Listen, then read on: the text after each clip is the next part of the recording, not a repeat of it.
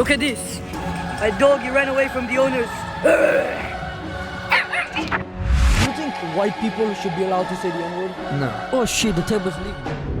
You're talking to a bunch of illiterate people who don't know how to read. But You're literally 15. What do you know? Name 10 books. Are you serious? Yes, 100%. Name 10 books.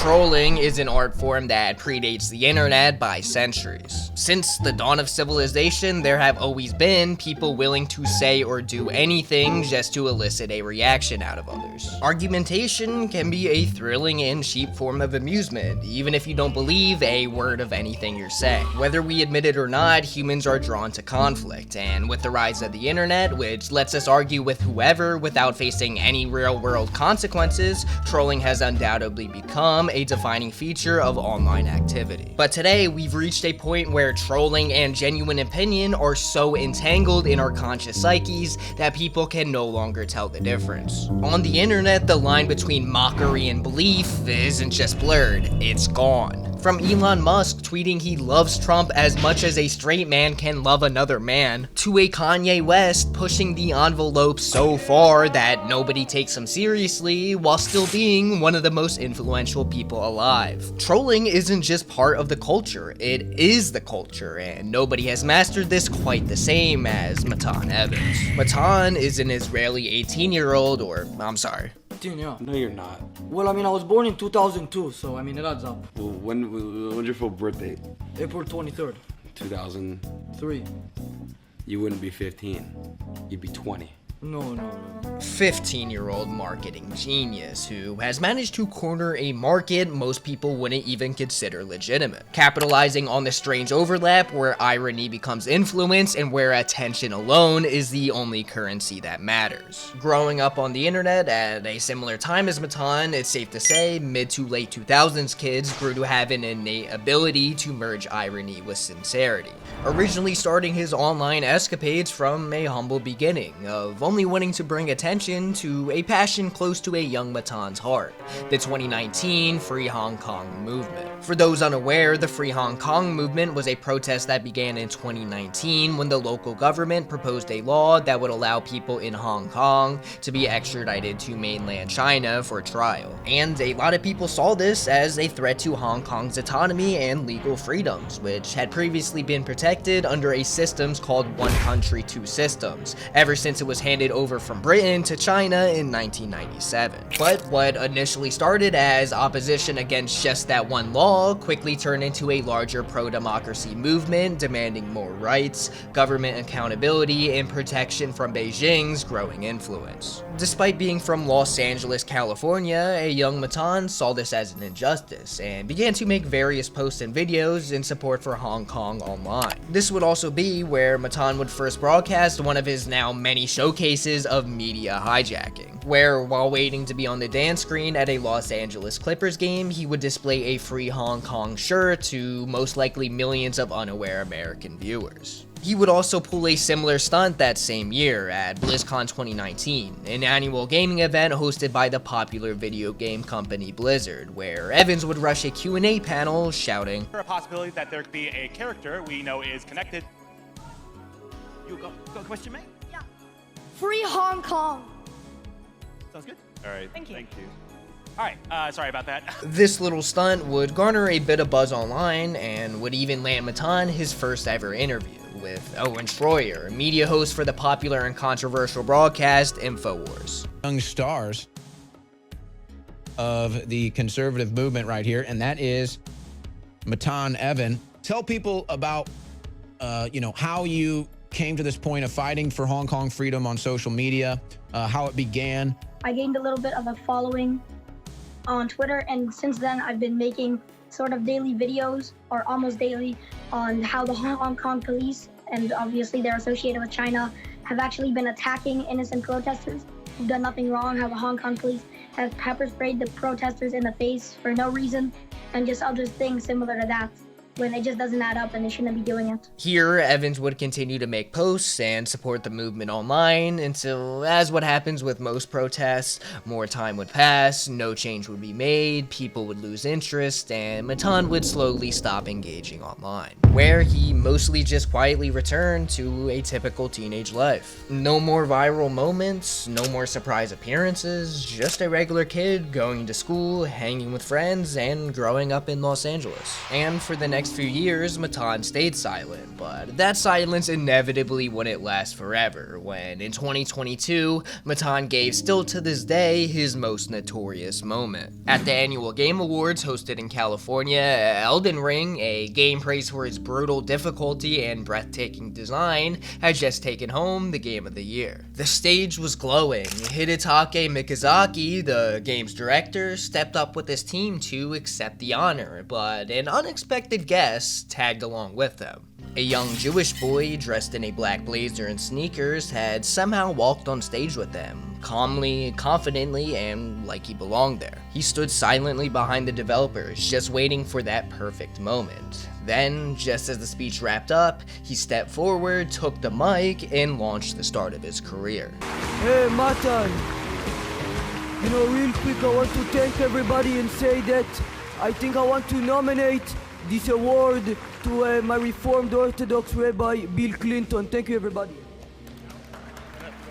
Immediately after, he would get swarmed by security and escorted off of the premises, but the damage had already been done. The Game Awards had already been being live streamed by some of the most popular streamers in the world, and this clip had already went completely viral. Reformed Orthodox Rabbi Bill Clinton. Thank you, everybody. What the fuck was that?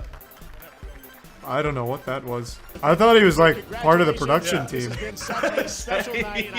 The Game Awards host Jeff Keithley would tweet out that the individual who interrupted the Game of the Year moment had been arrested, but would later walk this back and clarify he meant just detained. And in December of 2023, Matan Even was officially banned for life from the Peacock Theater, the very venue where the Game Awards are held. A statement from the theater's parent company, AEG Presents, confirmed the decision, citing security concerns and the potential for future disruptions. I love this clip so much because it perfectly shows how far you can get in life just by acting with total confidence, even if what you're doing makes absolutely no sense. Nobody questioned why he was walking on stage with the dev team because he himself didn't question why he was walking on stage with the dev team. In a way, he was supposed to be there. Online, people were enamored with this strange figure, and Matan would become a legitimate example of an overnight success. He began going on interviews showcasing this satirical persona, known at the time simply as the Bill Clinton Kid. And the distinct hairstyle, thick Israeli accent, and clever ironic character made for many more viral clips, which would lead to his other most infamous viral moment when Matan would simply ask an OnlyFans model to quote-unquote name 10 books. At the time, there was a popular subcategory on Twitch as well as YouTube where an alpha male influencer would have a bunch of women on their show and basically just belittle them. Spearheaded by people like Fresh and Fit in 2023, content like this was rampant, and Matan decided to ironically play the role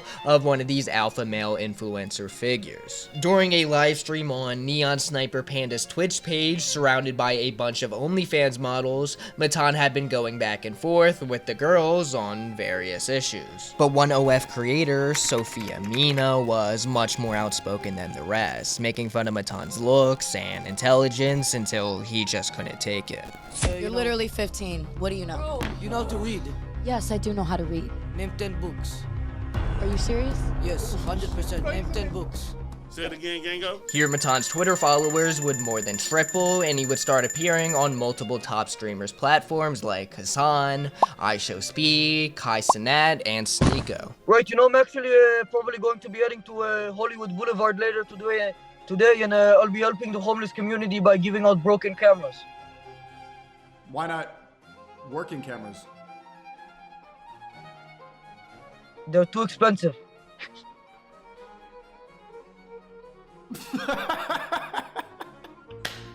His persona came across as intentionally ambiguous, flipping between satire, troll behavior, and vague political commentary, making the start of the Matan Evans podcast and Eric Andre-esque talk show the perfect next venture for Matan to continue his shenanigans and capitalize on it along the way. Starting in 2023, this weekly show sees Matan and his co-host Viral Flooring and Mike bring on various celebrity guests and pick their brain on pressing issues. Would you rather instantly age 20 years or be reborn as a baby in Germany during the 1940s? Same parents?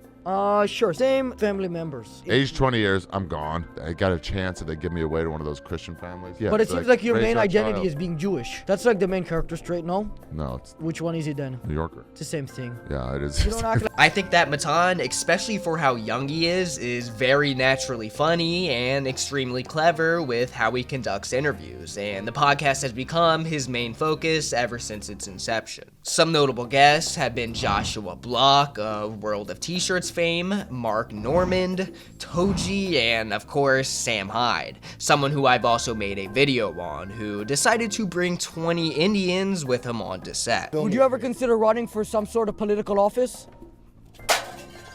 Yeah, of course. Which one? President. But you're not gonna win. Of India, and Go I fucking just India. did win. President of India. Matan has also made appearances on a wide range of other popular podcasts, each one almost guaranteed to produce at least one viral off-the-wall moment. You do a fucking compliment right now or there's gonna be a war.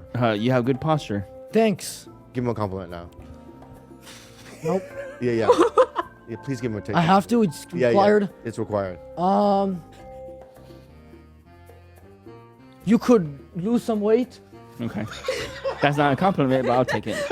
And this leads till today, where Matan stands as another benchmark creator to the art of trolling in the modern internet space we've all cultivated. His rise isn't just a personal success story, it's a reflection of the kind of behavior the internet not only tolerates, but rewards. He isn't just some troll who lucked his way into virality, he's a product of a system that rewards attention over meaning and performance over belief. He's not here to actually make a point, he's here to be the point. Whether you love him, hate him, think he's a genius, or an annoying kid with a Wi-Fi connection, you're still playing into the exact game he's set up, and that's the brilliance of it. In a culture obsessed with virality, Matan is a mirror held up to all of us. He's not the glitch in the system, he's the inevitable result, and nobody does it quite the same as him. But as always, that's about gonna wrap up the video, guys. If you did enjoy, remember to leave a like, comment, subscribe.